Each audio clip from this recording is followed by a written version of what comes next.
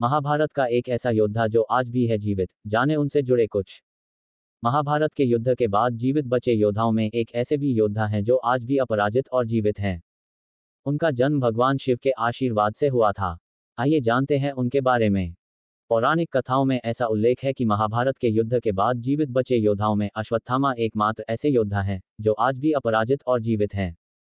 भगवान शिव के वरदान से गुरु द्रोणाचार्य और उनकी पत्नी कृपि को एक पुत्र हुआ जो एक महान योद्धा हुए। वे अश्वत्थामा थे। अश्वत्थामा भी अपने पिता के ही तरह शास्त्र व शस्त्र कला में पारंगत थे। महाभारत के युद्ध में उन्होंने सक्रिय भाग लिया था। वो युद्ध में कौरवों की सेना के सेनापति थे। उनके युद्ध कौशल ने महाभारत के युद्ध में पांडवों की सेना तितर-बितर कर दी थी।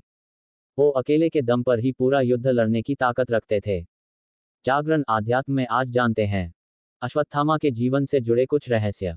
1. अश्वत्थामा ने जन्म लेते ही अश्व के समान गर्जना की थी, जो सभी दिशाओं में गूंजा था। तभी आकाशवाणी हुई थी कि इस बालक का नाम अश्वत्थामा होगा। 2. अश्वत्थामा ने अपना बचपन बहुत ही संघर्ष में बिताया। स्थिति ये थी कि उनके जन्म के बाद द्रोण के घर में खाने तक की कमी हो गई थी। कथाओं के अनुसार चावल के आटे का घोल पीकर बालक अश्वत्थामा कहते थे, मैंने दूध पी लिया। 3. अपनी आर्थिक स्थिति से परेशान द्रोणाचार्य ने मदद के लिए अपने बचपन के मित्र राजा द्रुपद के पास जाने का विचार किया। वो अपने पुत्र अश्वत्थामा के साथ राजा द्रुपद के दरबार में जा पहुंचे, लेकिन वहां उन्हें धिक्कार का ही सामना करना पड़ा, जो अश्वत्थामा ने अपनी आंखों से खुद देखी। बाद में पांडवों ने गुरु दक्षिणा में गुरु द्रोण को द्रुपद का राज्य छीन कर दे दिया था। 4. द्रोणाचार्य अश्वत्थामा को लेकर पांचाल राज्य से हस्तिनापुर आ गए, जहां वो कौरवों के आचार्य बन गए और उन्होंने दुर्योधन समेत अर्जुन को शिक्षा दी, जिसके बाद वो भारतवर्ष के सबसे श्रेष्ठ आचार्य बने। उन्हें राज्य में भीष्म, धृतराष्ट्र, विदुर सभी से पूर्ण सम्मान प्राप्त था। यानी अब उनके कठिनाइयों भरे दिन खत्म हो गए थे। 5. महाभारत के युद्ध में जब राक्षसों की सेना ने भयानक आक्रमण किया, तो सभी कौरव भयभीत हो गए, लेकिन अकेले ही अश्वत्थामा वहां खड़े रहे।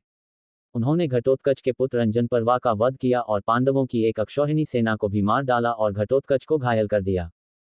6. महाभारत युद्ध में नारायणास्त्र एक ऐसा अस्त्र था जिसका ज्ञान द्रोणाचार्य के अलावा किसी योद्धा को नहीं था। ये बहुत ही भयंकर अस्त्र था। साथ ही अश्वत्थामा के ब्रह्मतेज, वीरता, धैर्य, शस्त्र ज्ञान, नीति ज्ञान और बुद्धिमत्ता पर किसी को भी शक नहीं था। 7. अश्वत्थामा कौरव सेना के मुख्य महारथी थे। कौरवों ने अपनी सेना में 11 महारथियों को संगठित किया था।